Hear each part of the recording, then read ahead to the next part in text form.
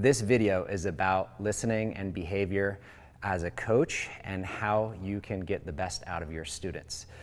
One of our coaches was talking to everyone on team and asking what skills they would really like to work on and improve. And when he went around the circle asking each child, when he got to this one student, the student had no idea what the question was. And so his answer was correct, and he just guessed, and he said, I need to work on my listening skills. So attention spans have gotten shorter over time. There's lots of reasons for that. I'm not going to go into those reasons. It just happens to be a problem that coaches need to deal with and figure out a best way. At our facility, all coaches let new students know and sometimes remind current students that we have a 3 strikes rule policy. And so our 3 strikes rule is if a child is wandering off away from the group or not listening or misbehaving in some kind of way, their first strike is a warning. Their second strike, if this happens again, even if it's a different offense, it just happens to be they're not listening, they're not behaving properly, meeting the coach's expectations. Their second strike means they're gonna have to sit out. Typically that's gonna be for a couple of minutes. Sometimes I will purposely do that right before maybe something fun that we're about to do, or it's right on the spot. Typically it's right on the spot. The third strike, if it's towards the end of the session, they are sitting out for the entire rest of the session. The parents are going to be notified. We let the child know during that second strike that if they get a third one, their parents are going to be notified.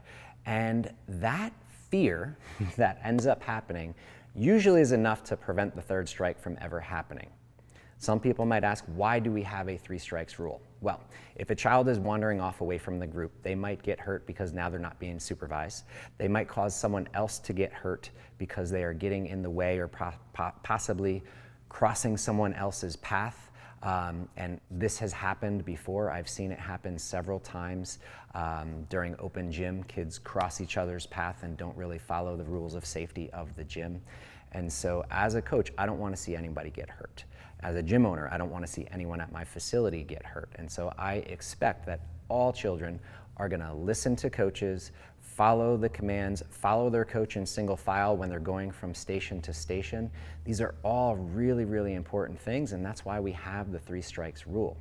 In terms of helping your student get the most out of their session, we want to make sure that they are listening to the coach and following instructions. It is unfair for one child to be taking the attention of the coach and stealing it from the other students who are there listening. And that's part of why we have this 3 strikes rule. So sometimes when this is happening, I'll sit down and ask the kid what's going on today, see if maybe they had a hard day at school or if they had something at home that was going on. Sometimes we can get something out of them and have a quick little chat with them to help them understand that they are being unfair to the other students, and that's why they're gonna have to sit out.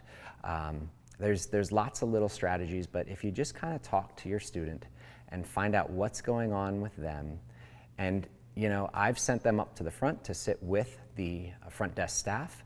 I've sent them over to sit with their parents until they're ready to come back and behave.